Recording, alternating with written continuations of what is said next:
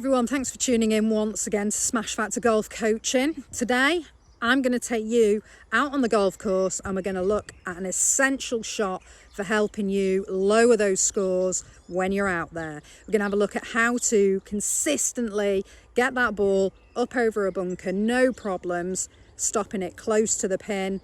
Let's go and have a look with some more game-changing golf coaching.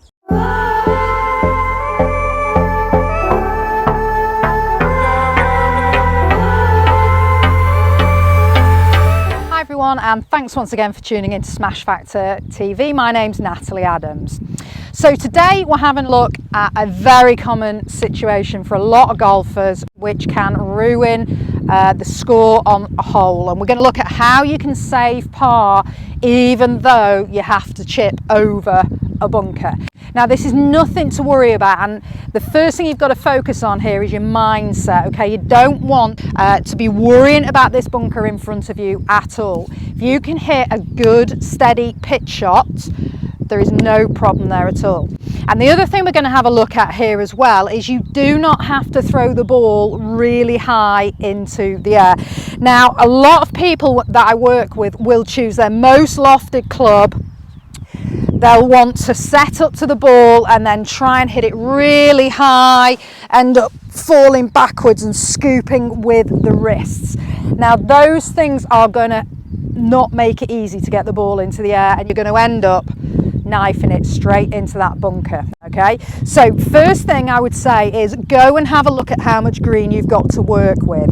Okay, here we have got plenty of green to work with, but also if there's not a lot of green to work with, then think you've got different zones on that green. You don't have to go for the flag. So if you've got a green area which is more of a safe shot, and then a red more danger area, maybe going for the pin if it's cut really tight behind a bunker. You don't necessarily have to go for that shot. Make sure this goes onto the green. So if you are a more experienced golfer and a lower handicapper, you can play for that pin. If you're not as experienced, you're just getting into the game, or you're a higher handicapper and this shot's a little bit more challenging, then just play for the middle of the green. Okay, don't worry about where the pin is, play for the middle of the green.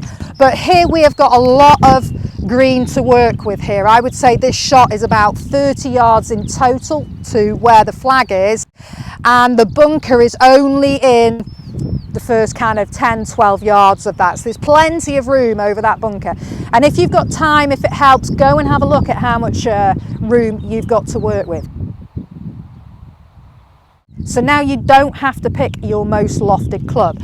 So I'd be choosing to play this shot here with pitching wedge, or maybe even a 9-iron. That has got plenty of loft on it to get the ball over the bunker, and the only difference is with your wedge, your shorter irons, you're going to get more roll out. So only take that really lofted club if you absolutely have to. Okay, let's have a look at how to set up and actually play this shot then. So we want to play the ball pretty centered in the stance. We don't want a really wide stance. We're not playing for power here. This is going to be all about connection and then controlling your distance. So I'll put a link into the video here to help you with some pitching distance control with a previous video that I've done. But here we're going to now focus on getting that low point of your swing arc in the right place and getting it where the ball is. So if you end up with sort of leaning back too much during the shot, you're going to swing back, and then if the pressure goes into your right foot, you're going to lean back this way. You're going to bottom the club out too early, so you're either going to dig the club into the ground, take a big divot, ball's going to end up in the bunker because there's not enough energy going from the club to the ball. The energy is going from the club head into the ground. Or you're going to skim the ground and then catch the ball as you're swinging up. So now you're going to hit the top of the ball and you're going to hit it really low and again into that bunker. So really important we get the low point for this swing of the club head in the correct place. We want it in the middle of the feet. So ball middle of feet, narrower with the stance because we're not going for power here. We want to focus on getting your shirt buttons, so your sternum left edge of the ball. Okay, so we certainly don't want your sternum to the right of the ball at all if you're a right-handed golfer. Left edge of the ball, hands up over the ball. I'm just gripping down the club here, again just for comfort, and also it's not a full shot, so it'll give me a little bit more control. What we've got to focus on here now is keeping balance with the feet, and we're going to swing the club back and then work on just bumping the ground middle of the feet. Again, I'll put another drill on here that you can will help you to work on where that low point is. Here we're just pitching. The drill that I'll put on is for full swing, but the same thing applies. Now, big thing here is not to just use your arms, and if you're a bit concerned, if you've got a little bit of fear with this bunker here, one thing most golfers will do is that they won't turn their body, so they'll keep their body very still and just kind of use their arms and the wrist like this. Okay, it's really important here that you start this swing by rotating your body, and we're not overly using the wrists here, okay? The loft of the club, so that angle there, is going to get the ball into the air for you, provided the bottom of the club here, the sole, touches the floor. There's plenty of angle to pop that ball up. You don't have to do it. You just have to deliver that club head so that the bottom of that club, the sole, hits the ground where the ball is. Okay, so we're going to turn the body to the right here. We're also, if we look down the line, we're going to make sure that the club head is in a good position. So again, if you're not turning your body and just using your arms, you'll tend to find the club head goes back here behind you, okay, which is going to give you an issue for strike when you come back in. So if I put an alignment pole or another golf club on the right of me, just as though I was standing on top of it and I'm balanced there, and try and get that in line with the camera for you. So when I swing back, I want to turn my body so that the handle moves to my right and the club head stays just in front of that line and doesn't end up going over that line first, okay? So if we're going to swing bigger than that, we need to work on getting the shaft in line with the line on the floor, rather than keeping the hands in this area here and flicking the club head back. The other thing we want to work on doing as well is to make sure we have got the correct loft on the club as we swing back. So you don't want to be turning that club face down at the ground, because that would give you a shut or closed club face. So when you come back in, again, you're going to de-loft the club and hit it a little bit lower. So we're going to turn the body. We're going to maintain that relationship between the arms and the body. So when I get to here, the club head is still pretty much middle of my chest, middle of my body, because I've rotated my body around. Okay, so we're turning, and then to hit the shot, we want to turn the body back and maintain the loft on the club face. So things we want to work on here is, as we turn through, keeping the club face up to the sky, but keeping the shaft of the club pointing downwards at the floor, rather than keeping the body still, letting the club go with the arms, and then we end up with this kind of flick and this breakdown between the left arm and the shaft of the club there. A lot of angle, and we don't want a lot of angle.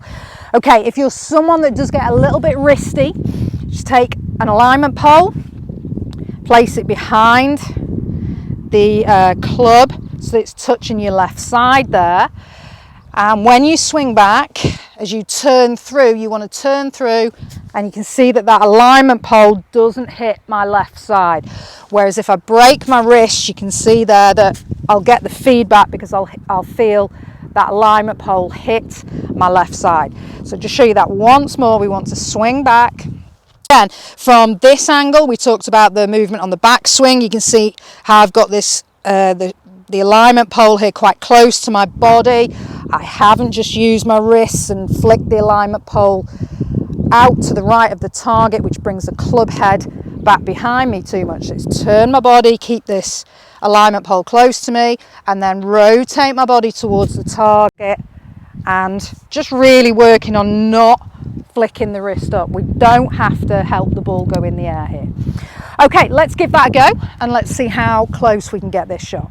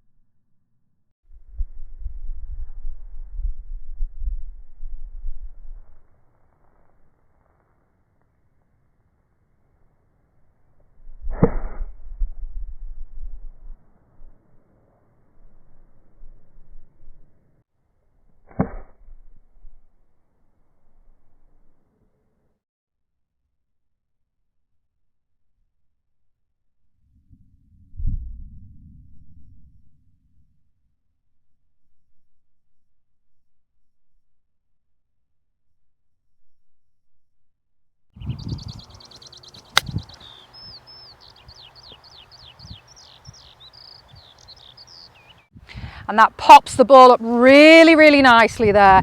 No problems getting that ball airborne because the low point is in the correct position where the ball is.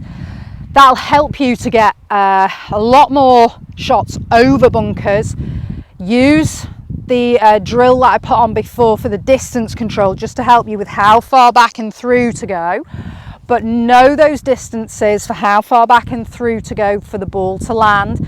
And then when you get into this situation again, you're going to feel much more equipped to be able to cope with getting over this bunker.